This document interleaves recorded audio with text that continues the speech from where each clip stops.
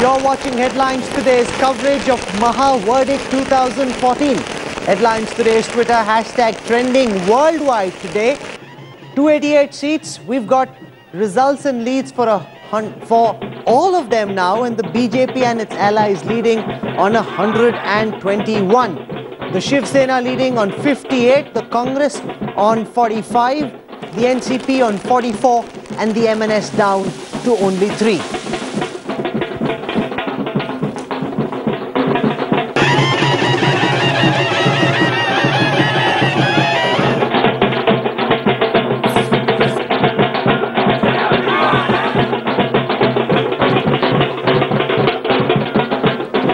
In case you've just tuned in this afternoon, let's take you through the big picture. First for Maharashtra, where a very interesting verdict thrown up by the people of the state. The BJP was hoping for a complete, comprehensive victory. That's not been the case this time.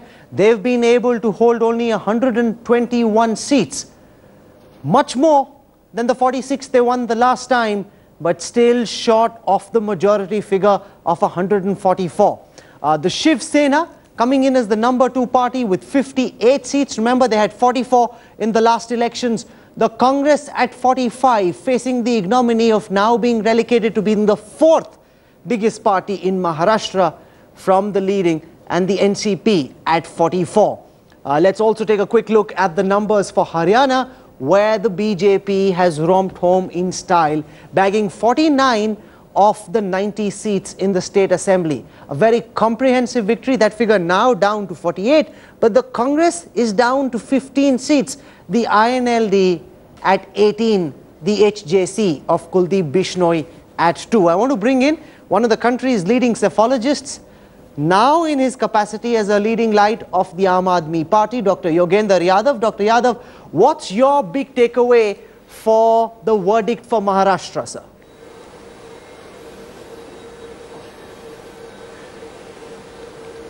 This is a realigning election in Maharashtra. Realigning election is one which changes the existing patterns of politics.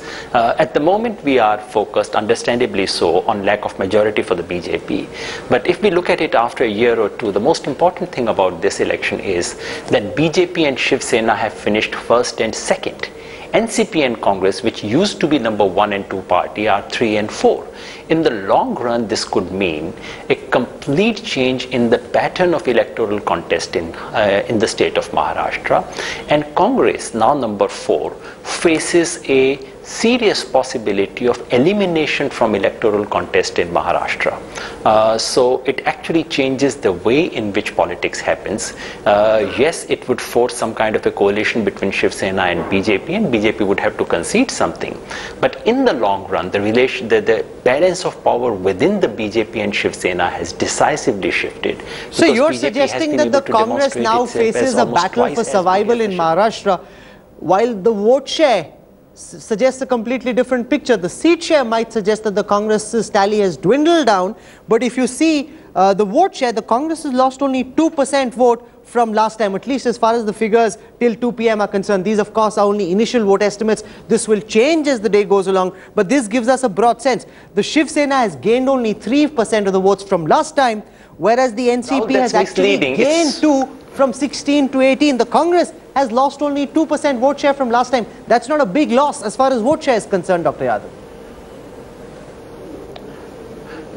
Rahul, 2 things here. One is that we are comparing it to a figure where Congress did not contest all the seats. This is a true, genuine estimate of where Congress's own strength is. And history tells us in the last 20 years or so, 25 years or so, that whenever Congress has fallen below 20%, it has not been able to recover in that state. And I think Congress does fall below 20%. That's not a magic number. But what I'm saying is that Congress actually faces the possibility that it could be nudged out, because NCP can emerge, although electorally it's roughly the same, but it's a regional power, it has a regional stake, it has a regional base. So it would try and nudge the Congress out, and that is what this election was all about. You make an important point. Stay with me, Dr. Yadav. I want to put that question to Dr. Ashok Lahiri. India Today Group's apologist that the moment the Congress falls below the mark of 20, Yogendra Yadav feels that's where the slide begins from. This could be the beginning of the end of the Congress in Maharashtra, similar to what happened in Tamil Nadu and West Bengal. I think Yogendra is absolutely spot on, because what happens to sustain a party, you need to win seats. And once it falls below 20%, you may be stuck at 20% for a long time, but you will never have enough seats to sustain the party. The party morale is affected. And I just want to add one more thing to what Yogendra said. The ideological space in politics, in Indian politics, I think ultimately will get divided on major issues like economics and maybe caste, religion, etc. There is not too much space for too many parties. So there is a tendency towards a two-party system. And I think the conflict will be more and more between BJP and Shiv Sena for one space and NCP and Congress for the other. And here what we are seeing is an upset of the traditional. Dr. Yogendra Yadav, if we were to shift our attention for a moment to Haryana, your home state, from where you contested the Lok Sabha election, there was a suggestion in the Aam Aadmi Party that maybe you should contest in Haryana as well. That was overruled by Arvind Kejriwal. Any regrets looking back? Do you believe that if the AAP had been a factor in Haryana, things could possibly have been slightly different, sir?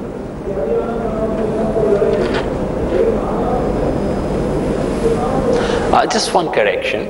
We had extensive debate in the party, and of course, which party would not like to contest election? Our workers wanted to, we had debate, and finally we arrived at this consensus decision in the party that before the Delhi Assembly election, we do not want to contest anywhere in Haryana or Maharashtra, or for that matter in Jharkhand and so on. So that's a policy decision. Let's not look at it in personalized terms.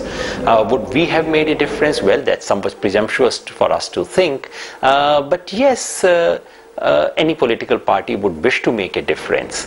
But if we look at the larger verdict in Haryana and forget the Aam Aadmi Party, which at the moment we are a small but I hope critical player in the future, in Haryana again it's a realigning election.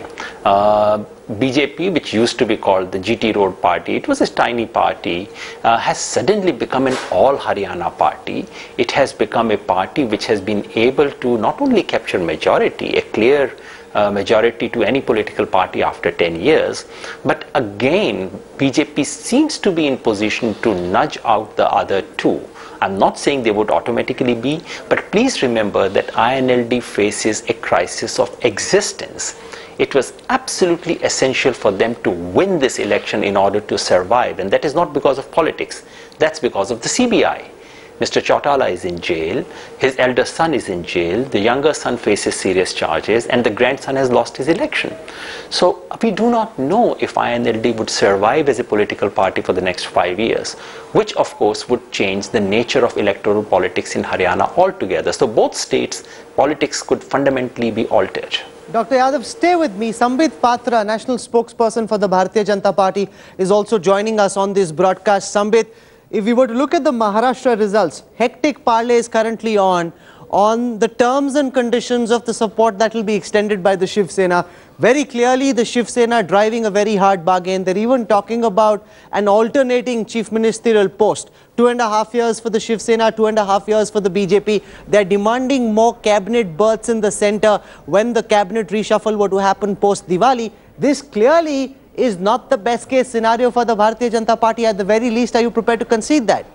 Rahul, I am not privy to the kind of discussions that are going on right now, and I believe it's amply clear that by 6 o'clock the parliamentary board meeting will take place, and once the parliamentary board meeting is chaired, all these nitty-gritty would be looked after, in the sense whether we'll go into alliance or not, with whom we are going to go into alliance, and what would be the discussion, rallying point around which the alliance would be formed. So I believe the only option available is we have to wait and we have to watch. Okay, Siddharth Bhatia, it's very clear by speaking to BJP sources that they're speaking both to the Shiv Sena and the NCP. Is the NCP card only a ploy to try and hammer down the Shiv Sena when it comes to bargaining? No, I don't know whether they are speaking to both. I mean, the RSS has clearly said and that they would rather that they go with the Shiv Sena, And the BJP's spokesperson, at least on this channel, what I've seen, have been quite clear. No, I spoke to a very senior BJP leader, General Secretary. Yeah. He's saying that we are getting offers from both. Do you think that's just posturing? Who knows, I mean, whether they are getting, but the natural ally of the BJP is the Shiv Sena. They were allies till about 20 days, a month ago, so it's but natural that they come together. The difference I find is very interesting is that the tone employed by the spokespersons of the BJP on these channels has been very conciliatory, very friendly, very warm, very welcoming. Which has not been reciprocated. But the Shiv Sena's tone is the Shiv Sena's tone is a little standoffish. In fact, Mr. Uddhav Thackeray also made some small dig about the Modi wave. Sanjay Raut clearly said, why shouldn't we this? So that negotiation has now begun. I personally think they'll go together. If they had not split, they would have walked in with 220 seats. But I personally think they will go together. No, because the Shiv Sena has so far felt that the BJP didn't give them their pound of flesh. Oh, the Shiv Sena is clearly feeling betrayed. I mean, that was the theme of No, but here's their opportunity to strike back. More berths at the centre, a better share of this power sharing equation in Maharashtra. That's what the Shiv Sena is hoping for. Which ministries in Maharashtra is the crucial thing, not only number. Yogendra Yadav, Sambit Patra and everyone else from the BJP insists that this is a massive Narendra Modi wave. As a trenchant critic of the Prime Minister, are you prepared to concede that the Modi wave has continued, rolled over into the Maharashtra Assembly elections? Or do you think the fact that the BJP is stuck at 119 is reflective of the fact that the Modi wave is not as strong as Sambit Patra and the BJP would have us believe?